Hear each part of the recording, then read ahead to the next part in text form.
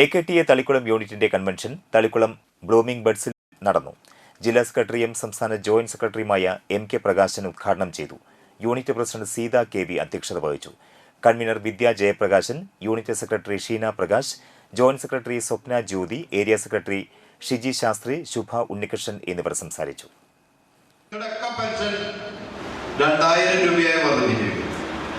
സന്തോഷമായില്ല?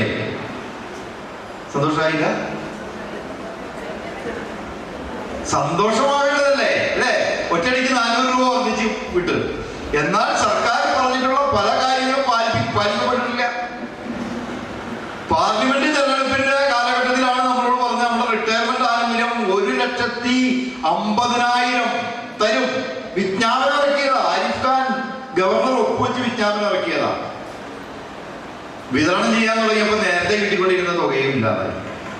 പിന്നീട് ഒരുപാട് ശക്തമായ ഇടപെടലുകളും സമ്മർദ്ദം ചെലുത്തിയിട്ടല്ലേ നഷ്ടമായ സംഖ്യ വീണ്ടും തിരിച്ചു പിടിച്ച അംഗങ്ങൾക്ക് വാങ്ങിച്ചു കൊടുത്തത്.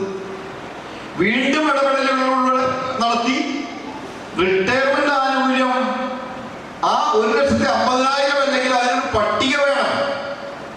10 വർഷം അടച്ച ആൾക്ക് എന്ത് കിട്ടും, 20 വർഷം അടച്ചാൽ ആളുകൾക്ക് എന്ത് കിട്ടും, അതിനൊരു പട്ടിക വേണം എന്ന് ശക്തമായ ഇടപെടലുകളും ക്ഷേമനിധി ബോർഡിനെ കൊണ്ട് തീരുമാനമെടുപ്പിച്ച് സർക്കാരിലേക്ക് നൽകിയതാണ്. മാസങ്ങൾ പിന്നിട്ടിട്ടുണ്ട്, നിരവധി മാസങ്ങൾ.